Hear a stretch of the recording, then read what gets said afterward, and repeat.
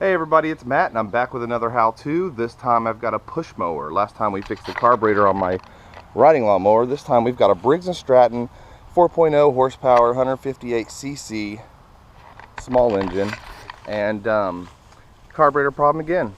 This thing will run for a few seconds and then die on me. It's not getting gas flow in there real good, so we're going to take the carburetor off. We're going to clean it up. Hopefully that'll be all we need to do is clean it up, but we might have to replace some parts, but you never know till you get it off. But if you've got a carburetor on your push mower that looks like that, it doesn't have the bowl out front like you would normally have, like we did on my riding lawnmower, you're gonna have to take the whole gas tank and everything off, which is not hard, guys.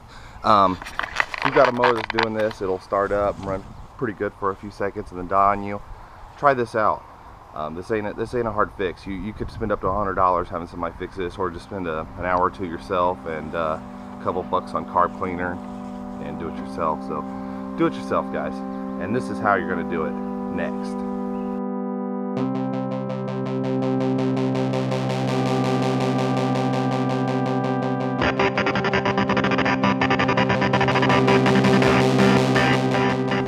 Alright guys, the first thing we're going to do is the carburetor's up under here, hooked to the gas tank, and as you can see I got some wiggle here. I discovered before I even start here that I've got a missing bolt here. There should be a bolt right there that's either been fallen out or been taken out. I just got this lawnmower used, so who knows. But there's another bolt right back here. First you've got to take this air filter off, and then we're going to take the two bolts out, which I've only got one. And this may be causing my problem. If it depends on how much damage it's doing up under there, if it's causing some gas to leak or something. We'll figure it out as we go, but let's start off by taking off this air filter.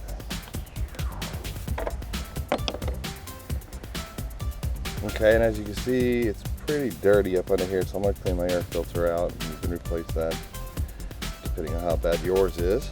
Now as you do this, be sure to look through everything as you take it off and make sure everything looks clean. Down in there it looks pretty clean to me. I'm going to clean it all up anyway, but you want to look for any really clogs and things that could be your problem.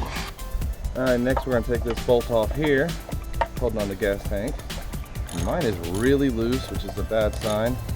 And like I said, my other one's missing. I'm using a 1/2 inch socket. A 1/2 inch bolt should be the same for the other one that I have missing there. There we go. And now there's a spacer right back here. Don't lose that. Just be careful when you take all this off.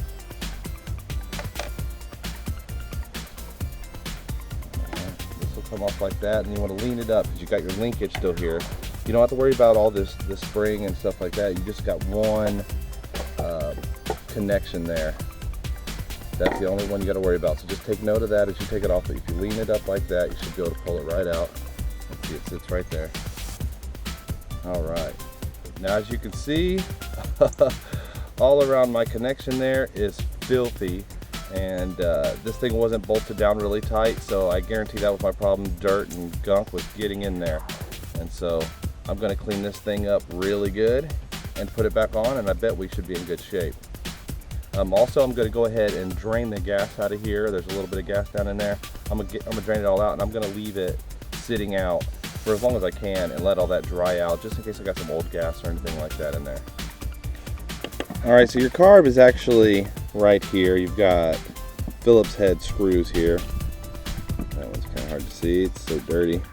That actually holds all that on. But before I take any of my carburetor off, I'm going to clean that carefully, very carefully, so I don't get any more in there than it already has. And so to clean this, I've got a nylon brush here. If you use a steel or a brass brush, just be really, really careful. I would suggest using something a little softer like a nylon brush, just so you don't damage anything, and it'll get the job done. I've got some carburetor cleaner here. You can see it cost me $2.49 for just some basic carburetor cleaner.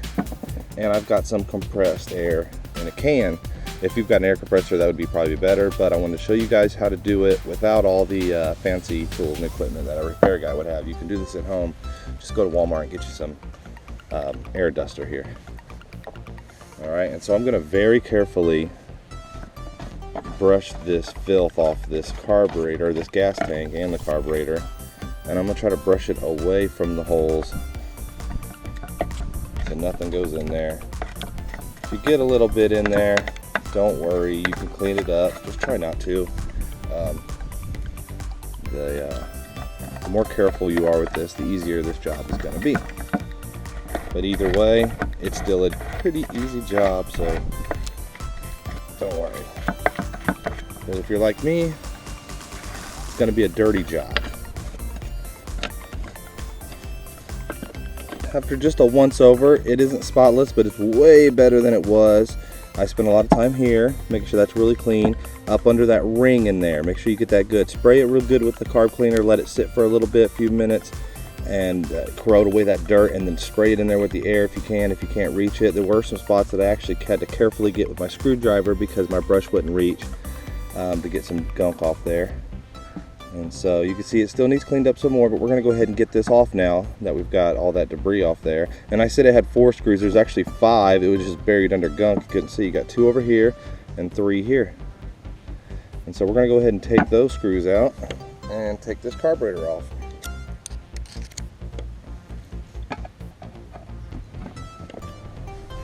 All right, now that we've got our 5 bolts out, we're going to pull this off carefully. You'll have a diaphragm and a gasket. As you can see, the gasket's still stuck to the part here really good, but the diaphragm is a little loose. And what we're going to do is we're just going to inspect this, make sure this wasn't our problem. This looks like it's in really good shape actually. I'm going to clean it off a little bit, but what you're looking for is these little tabs here. If they look destroyed or falling apart, it isn't going to run right, so you want to make sure those look good.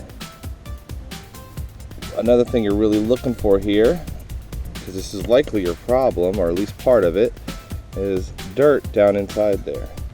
If you look down inside here, you can see there's quite a bit of dirt in mine. I mean, it isn't too bad, but there's definitely some dirt in there, and so we're going to clean that out. You definitely want to watch out for water getting in here as well, so that's another reason I'm going to let this thing sit out for a while.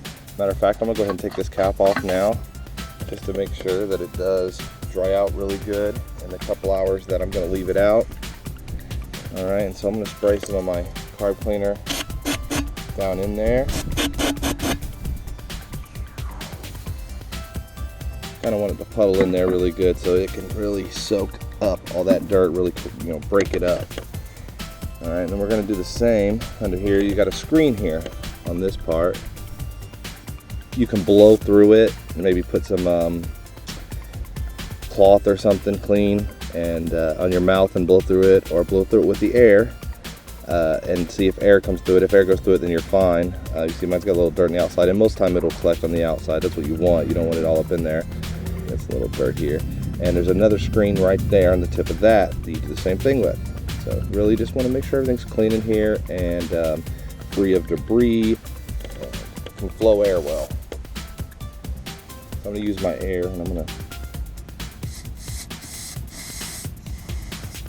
definitely feel, and I'd start from the inside out, because like I said, most of the debris is going to build on the outside, and I can see it blowing the debris right off this thing. It was dirty, and it's cleaning it up now, but I don't think it was my problem necessarily, because it really wasn't bad. I can feel air going through it still. So, but it was starting to get built up, and it could eventually cause you a problem, so it's definitely good to clean all this stuff while you've got it off.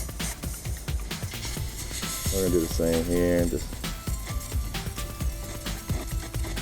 blow that out. Okay. Now when you put this screen back on, just make sure it goes on nice and tight and that it isn't loose. It isn't going to fall off when you put this thing back together. Mine is nice and tight. We are so far in pretty good shape. Alright, now that I've let that soak in there for a little while, which I think is one of the most important places you really need to clean, go ahead and drain some of that out. And I'm going to take my air, I'm going to blow out any loose dirt. Oh yeah, you can already see it looks much better in there. This stuff works great. If you do need to, take your screwdriver or something, carefully dig out any gunk that's stuck on real good. But this will probably do the trick. All right, so now that everything is nice and clean, it's all ready to go back together. And so what we're gonna do is, we're gonna put it all back the way we got it off. Just like that. All right, so now that we've got this all cleaned up and we've let it sit out so that the gas dries on it, we're gonna carefully put it back together the way it came off. And we're gonna start with this shift linkage. You want to make sure everything is connected tightly, it's secure. Sometimes that could have been your problem from the start. If something is not secure enough, it could cause some gas leakage and some other problems. Yeah. Just make sure you get it all nice and tight.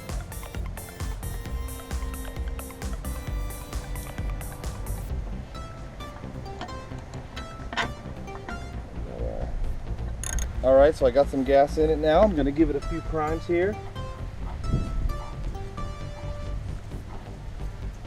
Give it a try.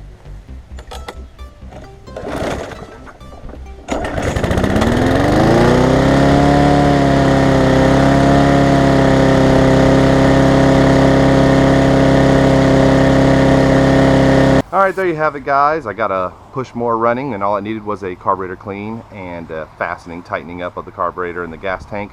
It was a little loose. It probably allowed too much dirt to get in there and clog it up, which is easy to do. Even if yours isn't loose like that, it could get dirt in there really easy, and it could cause your lawnmower to die on you or run rough. So if that's happening, just take your carburetor off and clean it up, and don't pay somebody to do this. This is an easy job. I know it sounds scary, but as you can see, it was really easy to do.